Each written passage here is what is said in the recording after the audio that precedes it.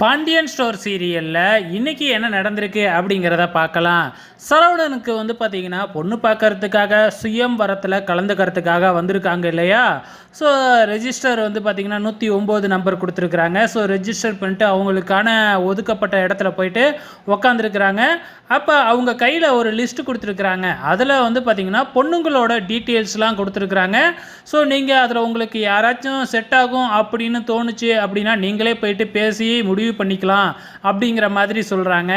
So அதில் பார்த்திங்கன்னா 6 பேரை செலக்ட் பண்ணி பார்த்தீங்கன்னா போய் பேசுகிறாங்க. ஆனால் எல்லாருமே பார்த்திங்கன்னா இல்லை எங்களுக்கு செட் ஆகாது அப்படின்னு சொல்லியே பார்த்திங்கன்னா நம்ம சரவணனை ரிஜெக்ட் பண்ணிக்கிட்டே இருக்கிறாங்க.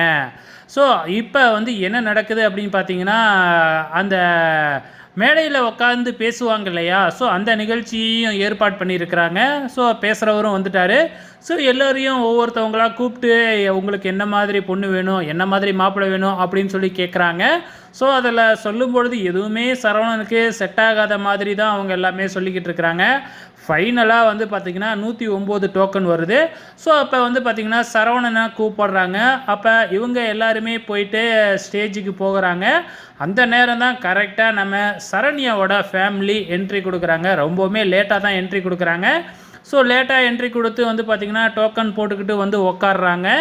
ஸோ இப்போ நம்ம சரவணனை கூப்பிடும்பொழுது அவங்களும் தயங்கிக்கிட்டு போய் உக்காந்துக்கிட்டு மைக்கை சரவணன்கிட்ட கொடுத்து சொல்லுங்கள், உங்களுக்கு என்ன மாதிரி பொண்ணு வேணும், நீங்கள் என்ன வேணும், உங்களை பற்றி என்ன அப்படிங்கிறத சொல்லுங்கள் அப்படின்னு சொல்கிறாங்க.